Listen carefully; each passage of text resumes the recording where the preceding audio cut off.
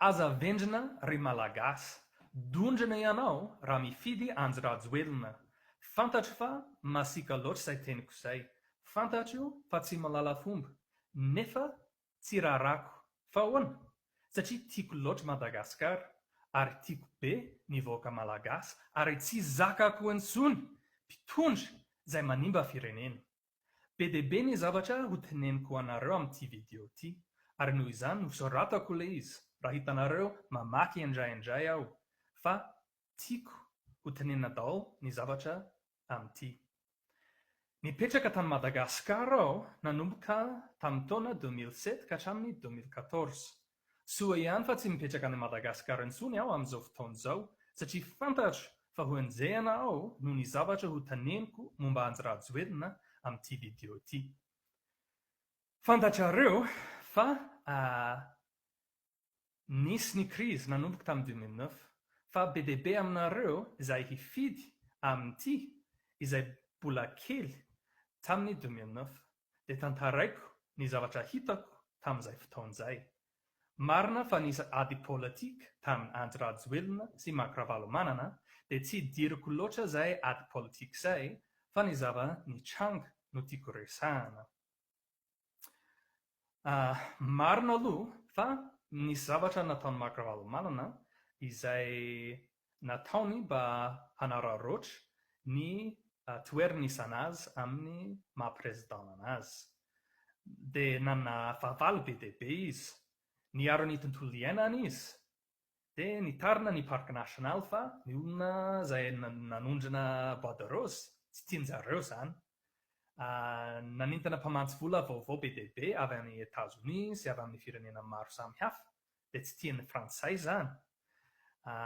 Nampidina ny vidina sakafo ny makravalomanana, fa nanana concurrent be dia be izy, dia tsy tianareo izany satria ny anazy mora dia lasa anay aminazy daholo ny mpanjifa rehetra, dia lasa be fahavalo izy. Ary ny zavatra anankiray koa izay nataony marika nakelezany ny budget any miaramila, dia tena tsy tia ny miaramila izay. Dia izay ho anisan'ny zavatra izay nahatonga ny Kapsat nanampy anjy-rajoelina tamin'ny fanonganam-panjakana. Fa tohiziko ny resaka, inona ny zava-nitranga tamin'ny 2009? Nanomboka ny grevy tamin'ny kianjy 13 Mai andry tamin'ny farany taona 2008. Ary navelan'ny marika niangona izy sy ny pombany satria République Démocratique Madagasikara mananjo migrevy daholo ny vahoaka. Fa kosa vao nanomboka namporisika ny vahoaka hanongana ny fanjakana rajoelina, dia nakato ny fanjakana viva. Inona no nataony andry tamin'izany? Nodorany ny radio anaravalomanana, fa tsy izay ihany nataony. Nodorany ihany koa ny radio nasional malagasy sy ny télé nasional malagasy. Aza adino fa nodorany pombany andry ihany koa ny orinasan'ny vahiny marobe, izay nahatonga ny vahiny nitsoaka Madagasikara ary ny fikatony orinasa be dia be. Malagasy amin'alina no very asa tamin'izay. Olona tsy manaja ason'olona rajoelina. Tsy tsara ho ny ekonomia izy. Taoriany ny fanonganam-panjakana izay nataony andry niaraka tamin'ny Kapsat tamin'ny février 2009, dia tsy afaka ny grevy intsony ny vahoaka. Rehefa niezaka ny grevy tamin'ny kianjy 13 Mai ny pombany marika, dia nalefan'ny rajoelina ny mpitandrim-pilaminana nampiasa bomba mandatsa-dranomaso sy balina fotsy nandroaka ny olona. Nofefeny mihitsy ny kianjy 13 Mai ary mbola mifefy hatramin'izao fotoan'izao ny kianjy 13 Mai. Azafady hitanareo fa mihetsika be ny foko amin'ity zavatra ity. Olona tsy manaja zo ny olombelona rajoelina. Olona tsy manaja demokrasia izy. Ny olona tsy afaka ny grevy tamin'ny kianjy 13 Mai, dia lasa ny grevy tao Mahamasina indray izy ireo. Ary nalefa ananjy indray ny mpitandram-pilaminana, nipetraka tao Mahamasina aho tamin'izay fotoan'izay, ary be dia be ny olona maty tamin'ny balina fotsy. Tena tsy balina fotsy izany ny ankabetsahany ampiasaina tamin'izay fotoan'izay. Hitany masoko mihitsy ilay izy, nefa tsy nivoaka gazety ilay izy. Olona tsy manaja fahafahany mpanao gazety rajoelina, sady tsy manaja fiainan'ny malagasy izy. Ahoana ity? Ie, ty manaraka ity, tamin'ny andro rajoelina nanao ny fanonganam-panjakana ho izy ianareo tsy tia marika dia noho izany nandroaka anazy ary izao hanampy anareo hanao fifidianana madio atoato. Tamin'izay fotoan'izay tamin'ny 2009 tokony efa hisy fifidianana tamin'ny taona 2011 nefa tsy nitranga ho izy ataontsika mialoha ataontsika amin'ny 2010 ny fifidianana nefa tonga ny 2010 tsy nisy fifidianana.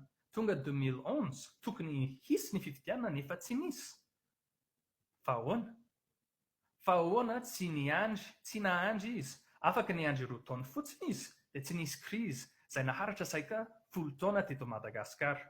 Olona tsy manana faharetana rajoelina, olona tsy mahay mitsinjo ny hoavy izy. Fa ahoana nahenitra 2 taona 3 taona zany ny fifidianana tamin'izany. Tsy ampy taona nilatsaka ho filoha rajoelina. 430 taona ihany izy tamin'izay fotoan'izay, nefa tamin'izay fotoan'izay tsy maintsy feno 40 taona ianao vao afaka hilatsaka ho filoha. Dia inona no zavatra nataony rajoelina?